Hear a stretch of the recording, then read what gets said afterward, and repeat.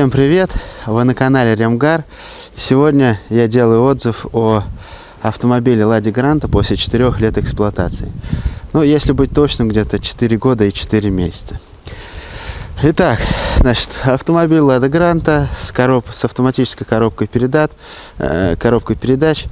джатка 4-ступенчатая. Вот именно то, что 4 ступени, у нее, в принципе, из-за этого повышен расход бензина, поэтому я сюда установил газ, как вы помните. Комплектация, значит, норма. 1.6, 16-клапанный двигатель, 26-98 лошадиных сил. Я считаю, это самый лучший, наверное, двигатель из всех, которые есть. К сожалению, АвтоВАЗ больше не будет выпускать автомобили с таким автоматом. У них останется только робот. Вот. Но автомат на самом деле очень мягкий, переключения плавные, никаких дерганий нету. Это вот самое большее, что нравится в этом автомобиле, это как раз именно автоматическая коробка передач. Ну и так, значит, по прошествии 4 лет, в принципе, серьезного ничего не ломалось. То есть никаких таких серьезных ремонтов я не делал. Но все-таки какие-то неприятности у меня были, о которых я сейчас вам хочу рассказать. Итак, первое, что хочу вам показать, это вот этот вот ржавчик. Вот. То есть сквозь краску уже начинает выходить ржавчина, в этом месте уже пошло. То есть в будущем либо нужно будет менять, красить это все дело, либо полностью потом под замену отдавать крыло в будущем, когда сгниет уже окончательно. Вот. Это вот самое-самое, наверное, неприятное, что вот случилось за 4 года в этой машине. По истечении 4 лет вот начали какие-то проявляться мелкие неисправности. Ну, например, начали сильно скрипеть задние двери. Их нужно будет смазывать. То есть вот открываю. Вот. Ну, сейчас вот не так слышно. Но здесь вот они скрипят. Вот эта дверь и та дверь очень сильно начали скрипеть. Вот. С задней стороны, в принципе, никаких неудобств не было. Единственное, перегорел сейчас подсветка номера. Вот, нужно будет менять лампочку. Вот эта дверь очень сильно начала скрипеть. Здесь придется смазать вот эти вот петли.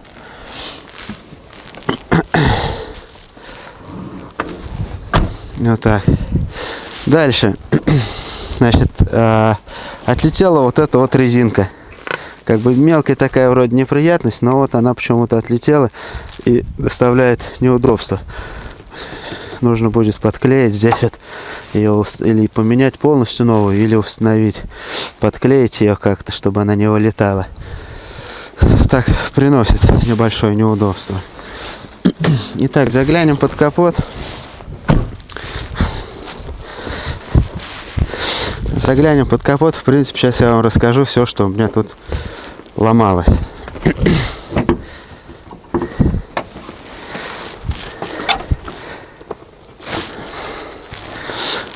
Итак, первое. Это постоянно меняю лампочки. Постоянно перегорают дневные ходовые огни здесь и здесь. Менять их очень тяжело из-за вот этой вот плотной компоновки. Начинаешь менять, все руки изрежешь, неудобно, но кое-как поменяешь вроде. И что больше всего раздражает, не такой долговечный у них срок службы у этих лампочек, приходится менять постоянно. Один раз при замене вот этой вот лампы я недостаточно хорошо ее закрепил, она у меня вылетела. И теперь болтается вот здесь. Как я не пробовал ее доставать, но никак не получается. Теперь она мне здесь болтается. А это хорошая рабочая лампочка. Вот. Дальше. Когда я поставил газовое оборудование, приблизительно через года 2, у меня начало течь антифриз. Начал уходить куда-то начал деваться. Потом при внимательном рассмотрении, вот здесь вот еще немножко осталось, вот вот красненькие подтеки, это как раз жидкость антифриз вытекала именно сюда, потому что редуктор вставляется в разрыв отопительной системы, в разрыв контура отопительного, и трубки, которые поставили, они как бы не очень хорошего качества, они настолько задубели, что подтягивай, не подтягивай, ничего здесь не помогает. Потом я поехал, значит, в сервис, мне поменяли трубки. Что интересно, вот эти трубки, которые установили, которые новые установили, они были дубовые, прям сильно дубовые. А родная трубка автовазовская, вот эта вот, то есть куда произошла врезка, родная трубка, она мягкая, прям очень мягкая до сих пор, и то есть как бы родная автовазовская деталь, она достаточно качественная. Вот, это вот, значит, по газовому оборудованию. По газовому оборудованию, в принципе, нареканий у меня к нему никаких не было. Единственное, что это нужно почаще менять фильтры. То есть здесь два фильтра, здесь фильтр внутри редуктора стоит, и вот этот вот проходной фильтр. Их нужно почаще менять, где-то 10 тысяч отъездил, нужно обязательно поменять, потому что начинает сильно засоряться, начинает глохнуть на газу, ну как себя нехорошо вести, по обороту начинает прыгать. Вот. Еще одна неприятность, это начинает вытекать вот эта вот тормозная жидкость. Я думал, что это у меня у одного. Нет, у многих грунтоводов, моих знакомых тоже, по истечении какого-то времени начинает куда-то утекать тормозная жидкость. Я сначала думал, что это за АБС. Нет, у моего друга тоже, у него Гранта, у него нету АБС, но то же самое, жидкость куда-то уходит. Облазил все везде все облазил. Не могу найти, куда уходит эта жидкость. Просто вожу с собой баклажку. Как только загорится красненький там датчик, приходится подливать тормозную жидкость. Так, еще из больших таких сильных неприятностей, это у меня при замене свечей в одном из колодцев, по-моему, вот в этом вот колодце, у меня было масло. Вообще, когда приехал в сервис, мне открыли, посмотрели, да, действительно масло. Мне сделали так, вот в то место, где там как бы в колодце, в то место, где они соединяются с головкой, вот в это место мне немножко промазали, такой какой-то, как типа герметик, не герметик, там не поймешь, какая-то жидкость, она как стеклянная стала такая. И, порекомендовали пока так. То есть вот зима сейчас пройдет, я опять вскрою, посмотрю, если там будет у меня опять же масло, то нужно будет полностью снимать голову и проклеивать ее там. То есть там не прокладка стоит, а именно проклеивается. Но автослесари, которые в официальном все сервисе я делал, они говорили так, то что если машина после 2012 года, то там уже стали хорошо проклеивать. А если машина до 2012 года, то у них вот это вот была очень большая болезнь. То есть масло в колодцах заливалось там практически чуть ли не каждая вторая машина. То есть вот имейте в виду, если у вас машина раньше 2012 года, это вот одна из таких болезней. И первое, что нужно будет спрашивать, это проклеивался ли двигатель хорошо или не проклеивался. Дальше. Ну, очень радует то, что бачок вот этот находится вот здесь. У многих машин, у современных, он где-то там в крыле находится, внизу, не имеет до него доступа. Здесь же доступ есть. Неоднократно такое бывало, что я забывал доливать туда, заливать незамерзающую жидкость. В бачке здесь полный бачок был льда. И вообще никакого труда не составляет. Здесь буквально 2 болта открутил. Снимаешь этот бачок, несешь его домой. Дома отогреваешь, выливаешь всю воду оттуда, весь лед сливаешь. И заливаешь уже незамерзающую жидкость. Поэтому вот это очень удобный момент. Очень удобный. Значит, масло не жрет, масло как бы не уходит. Единственный случай был, когда у меня масло уходило, но это я сам виноват. Я купил очень дешевый, некачественный масляный фильтр. и у меня уплотнительная резинка у этого масляного фильтра сошла с своего места. И у меня прям лужи под машиной начали появляться. Я обратил на это вовремя внимание, поехал, купил новый масляный фильтр. Масло на долив поменял. Все, в принципе, с тех пор у меня ничего не уходит. Дальше, следующий момент, это аккумулятор. У меня стоит родной аккумулятор. Родной аккумулятор, вот фирмы Акком, вот этот вот аккумулятор с завода. Значит, как он себя вел? При температуре меньше минус 25 градусов он у меня замерзал и переставал выдавать электричество. Его приходилось снимать, заносить домой, отогревать, потом заводить машину. Кстати говоря, не только у меня одного тоже. То есть у меня вот много знакомых друзей грантоводов. У некоторых вообще аккумулятор уже после 4 лет вышел из строя совсем.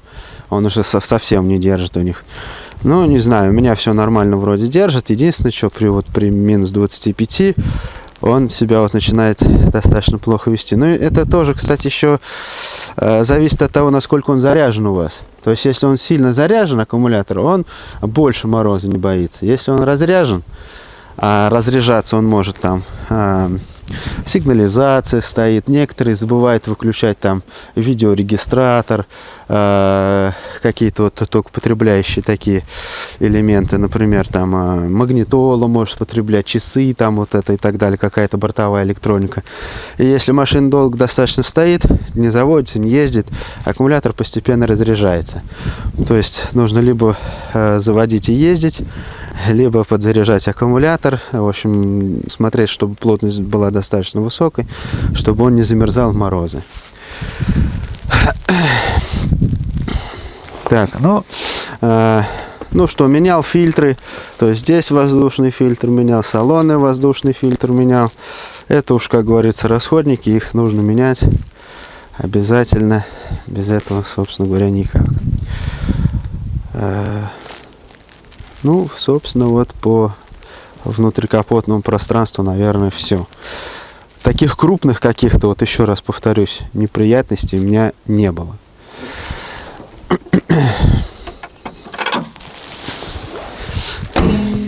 Так, значит, внутри автомобиля, в принципе, здесь все как бы так и осталось. Единственное, у меня вот есть здесь царапина, которую я сам посадил. И вот очень большая неприятность, о которой я сейчас хочу сказать, это в плафоне у меня была вода. То есть, либо где-то там с антенны сюда текла, либо когда я щеткой счищал снег, что-то там расшаталось, либо еще что-то. У меня вот в этом плафоне была вода, естественно, там у меня сейчас все перемкнуло, перегорело, свет сейчас не работает. То есть, вот сейчас чуть-чуть потеплее станет, я займусь ремонтом вот цвета. Это вот самая большая, наверное, такая вот неприятность. В принципе, ни у кого из грантоводов у меня такой неприятности не было, вот только вот у меня у одного. Достаточно неприятно, то есть прям едешь, здесь вода булькает, капает даже отсюда. Вот, достаточно так неудобный вот такой момент. Ну что, постоянно перегорает, значит, предохранитель прикуривателя. Постоянно нужно с собой возить эти предохранители для того, чтобы их поменять. Ну а в принципе так больше машина-то и не ломалась. Никаких серьезных поломок в принципе не было. Достаточно все удобно. Большой багажник радует. Сзади салон тоже достаточно удобный. То есть у меня там вся семья туда помещается. Машина, в принципе, мне очень нравится. Нравится прежде всего, еще раз повторюсь, из-за своего автомата. Потому что едешь, уже не надо думать, ничего там переключать. Уже настолько я к нему привык, что даже следующую машину, я честно скажу, даже не рассматриваю на механике.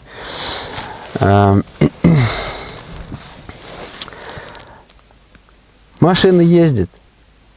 Машина не отказывает. То есть, когда я вставляю ключ в замок, поворачиваю, она всегда заводится. И она всегда меня довезет туда, куда надо. Она отвезет и детей, и меня на работу, и на рыбалку я ездил, и на природу куда-то отдыхать выезжаю, и на дачу, и в деревню. Машина безотказная, в принципе. Из-за высокого дорожного просвета я даже могу позволить себе ездить по колеям вот сейчас зимой. Могу позволить себе, несмотря на то, что я на автомате, даже иногда и в грязь заехать куда-то. Но я так стараюсь, конечно, не делать. Но, тем не менее, иногда бывает. Больше всего радует то, что это как бы машина имеет 98 лошадиных сил двигатель, когда оформляешь страховку, когда приходят налоги. То есть там уже ты платишь не 100 плюс, а 100 минус. То есть там коэффициент чуть ли не в 2 раза меньше. В общем, простая машина для семьи, для города. Что еще могу сказать? Все. Всем спасибо, подписывайтесь, ставьте лайки.